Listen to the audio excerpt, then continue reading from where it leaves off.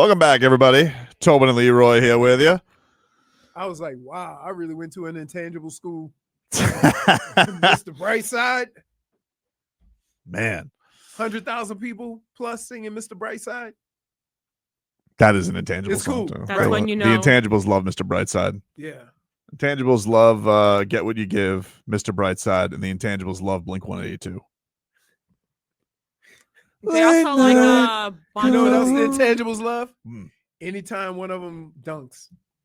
Dude, I showed you Pella Larson. I showed you Pella Larson What video did I that I say? had. What did I say? Pretty good. I said the dunk you showed me was 4 or 5 tops.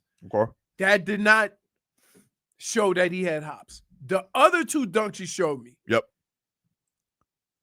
He got some hops. He got some hops. Happy for him. Let's get to some headlines. Are they going to be any good this year? And don't tell me you do. You have no idea, right? That's the scary part. We have no idea. I'm a little scared. Because they can't. Dude. I'm a little scared. Dude, because no matter how deep you go into the roster, they all in games the same way. Well, I am definitely nervous because that last year was a year from hell because they had more blown fourth quarters than anybody in the NBA. They were the worst fourth quarter team. They blew double-digit leads. They were the worst clutch team in the league. And you don't want to see anything like close to that. And guess what? In the game. And they're also very banged up right now. I haven't seen anybody this preseason, which has been annoying. Yesterday, a toe nail fell off, and I couldn't even watch a scrimmage, which I was like, are you kidding me? Dude, don't please. I'm not joking about the injury. I'm just saying, like, can you, like, of all the other injuries, it's like, what hasn't happened yet? What hasn't happened yet? Toenail falling off. I'm like, are you bleeping kidding me? And guess what? Painful. That hurts more than the other ones. I'm sure, but because it's like a burning hurt. So and you rub the top of your toe on everything. So yeah, like part of me is nervous about the season, but then there's part of stuff I'm really excited about because I do think that we got some. I think that Jovic is going to have a really good year. I think Ware's going to have a really good year. I'm very curious about Bam's season. I think this is like a legacy season for Bam in a lot of ways. I would say not as much this season, but I would say when we put the next 3 seasons together before these young guys come up for their second contract, if everything has been built and confirmed and they play a certain way, like all the people before Bam have kind of taught him, right? That basketball here is played a certain way. That's when you'll know what his legacy is. A carrier of the his professionalism is known. Like there's never that's never a question. I'm talking about win. I'm talking about can he be an impact player to raise this team up? Without Tyler. And I think that's an important thing because I think with Jimmy leaving, right? And everybody here knows. You guys know. We love Bam. Bam's that's a guy we've been in his corner for a long time, but I do think that you're the max guy. Like Tyler, we're what, 4 days away? He's not getting the max at least now, and he's hurt. But he's not out. Okay. If you're an all-star, you got Norm Powell next to you as a near all-star. Can you guys keep this afloat even until he gets back? And can you bring this thing? I think it's a huge deal for him. We cannot afford a Bam Adebayo offensive slump to start the season. Not at all. And so you think he tries to do so much offensively that it sets him back? I don't know, but he's going to be there could be a season where he's number 2 in scoring by the end of this season. Like that's where he is in numbers, but like everybody has acted like, hey, Jimmy left and you guys lost everything, and everybody's kind of forgotten all the big things that you had in part of those finals runs. And after a year that they had last year, I kind of get it. Like I understand people are doubting. He's not on any of these defensive lists. He's not on any of these. He's kind of on the fringe, which I'm not saying that's even unfair. When you have 37 wins, that's what's going to happen. And that's why I'm very curious to see if you get this guy, if this guy can live up to what he's shown, then okay. Then I think the Heat are going to be okay. But if he's going to do this whole I'm going to sit back and make everybody comfortable thing and I'm just here to anchor the defense, dude, they can't afford that right now. I can't afford a 17-point-a-game Bam Adebayo. I can tell you exactly how you feel. You have a guy that is going to be number 2 on the all-time list, and you can't think of any moments or seasons that he was as impactful as the number 2 scorer in franchise history. Yeah, You see what I'm saying? Look, so it's not a matter of is he not good. I think here's what I would say. It's not that I don't think that he's an impactful player. I think that the reason that Bam gets the max contract is Bam very clearly has shown on a team that can get to the finals that he could be one of the top 3 players. There's no doubt about that.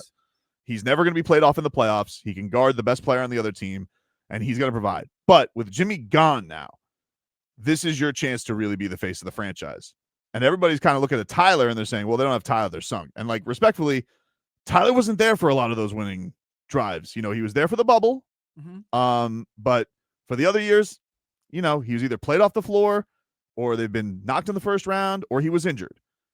And I think for Bam, this has to be the time where it's like, hey, if you're an all-star and you're pissed off about all this stuff and everyone's overlooking you, well, like, what are you going to do about that? Because this is, like, there's no reason for it. Jimmy's gone. We need somebody's ass to get to the free throw line a lot. We need you to be more efficient. You know, I understand you're an undersized big man, but you can't have the efficiencies that you had last year. And I mean, he got a lot of that stuff. If you go and look at the last 2 months of the season, a lot of that stuff did get back on track, but it took too long. And that's the fascinating thing for me. So for a guy who everybody has said we're giving the keys to, it's like, are you going to be a franchise icon? Or is it going to be like, hey, yeah, he was a great Heat player. There's no doubt about that. But is he in the class of Zoe? Is he in the class of D Wade? Is he in that? Is he going to be in that pinnacle? That's the point I was trying to make, is that his numbers put him in a place that we don't consider him yet. Because right now he was an awesome wingman. And he had big moments. Like, he's had big moments against the Celtics. He's had big moments against the Bucks. There's no doubt about that. But I'm saying, okay, but now it's your franchise. Now you're the guy. Jimmy's gone. The Jimmy training wheels are over. That's it. So that's what I'm curious to see with him. And now there's not even the case that, hey, no Tyler here for at least a month. Like, can you keep everybody afloat? Can you gather all these guys together? And by just gathering, I don't mean babysit the offense and fill in cracks. Like, can you go take over a game?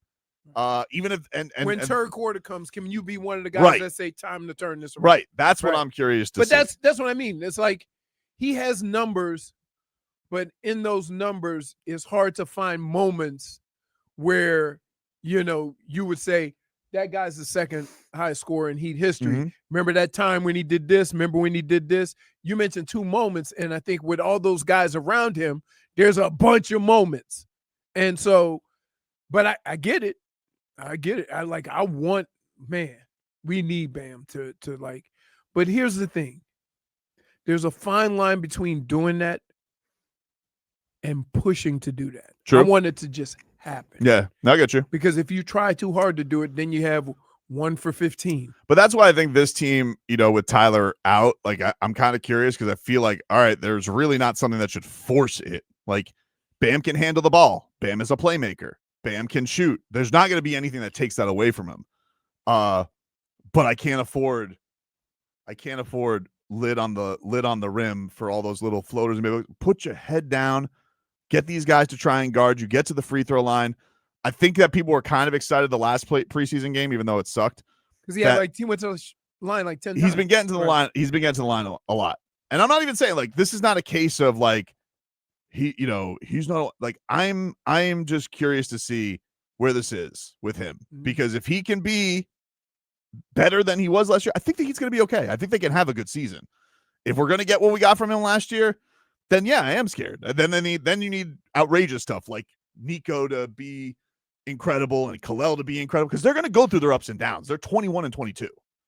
He's 29. But then you hope guys like Wiggins and Powell and Davion. I think those guys are going to be fine. But, you know, Bam is the guy, like, there's a responsibility that he bears with this team. I mean, you put together a hell of a defensive team.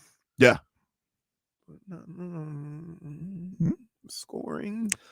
Seems like we're in the same boat we were last year. Hey, I can't deny that. And then we're going to go, and here's what's going to happen. Here's what's going to happen. And I'm going to lose it.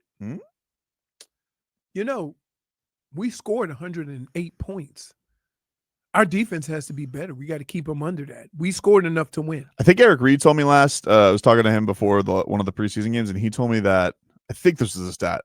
I'm crediting you, Eric. I think he said that the average margin for the average point production in a win last year in the NBA was 120. Right. In a win. So across the league, and right, that's almost like another planet for the Heat. You know that they right. got to get to. And what was the Heat's? I gotta go. Let's see what their average know was. what I'm I not mean? sure, but I was like, oh, can they get there? It's Didn't what they break a record last year? 4?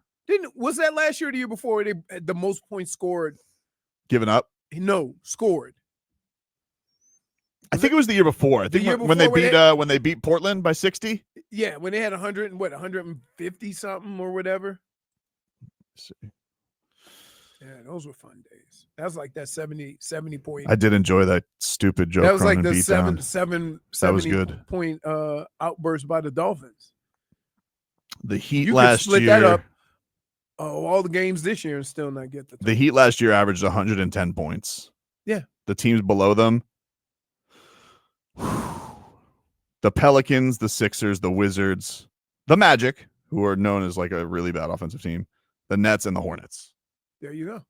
So teams that scored more than the Heat last year per game, the Raptors, the Blazers, the Jazz. So if you want to know what, like, we can talk about defense all you want, but you're in the bottom of the league in scoring. Yeah. They got to score, and they don't have their top scorer. And that doesn't work like that anymore. Like the bad boys don't work where you could score 90 points and win by 10. But that's the impression they're giving us. They have over the last couple of years. I do think though, they're like this is the thing with Tyler, with him being out, that sucks. And as much people bag on Tyler, like having a backcourt, yeah, it may not be the best defensively, but having a backcourt with the shooters of Norman Powell and Tyler Hero, and the way that Norm can get to the, and then you have Nico, who is a good shooter. That's got something there. That's got some intrigue from time to time. Okay, but what did they do to Tyler last year? Mm-hmm. And called it and said this is what we're gonna do. I know, but everybody's got realistically. Really? Everybody's got to deal with that. That's not the Thunder. And that's they tried to go over. They tried to go at Halliburton. Everybody has to deal with that. They tried to go at Halliburton, but he's 6'9", so he can just. He's not 6'9". He's 6'5", but he doesn't have T-Rex arms. And they had Miles. They got Miles Turner and Pascal Siakam, and they got Mathurin and Nesmith. Like those are guys who get after it. But Davion, like that's why you got guys like Davion, and you got guys like Wiggins, and you do have guys like Kalel if he can get all that stuff from rim protection. Like they do have good defense players. Every team basically in the NBA is going to have a sieve on offense. Yeah, but Luka. They really took advantage. I understand. Okay. I understand. They got absolutely embarrassed by the Cavs. I cannot and then paint that in any other way. Called them out. And got called out by a guy who's his own parking cone. Right. Like, you know how bad defensively you have to be when a guy who is known for not playing defense calls you out? Garland. And Garland's got, and now he ain't defended nobody. And now Garland's coming off a turf toe. I'll tell you. Turf toe, like, dude, I had turf toe. It brought me to tears. Like I was a grown ass man crying because I couldn't walk. I had to walk. I couldn't put shoes on. Like I could feel my heartbeat in my toe. It's the worst. We'll take a break. More to come here on the show. We will get into the Tua stuff. We just kind of got derailed. Happens on the show. Back after this.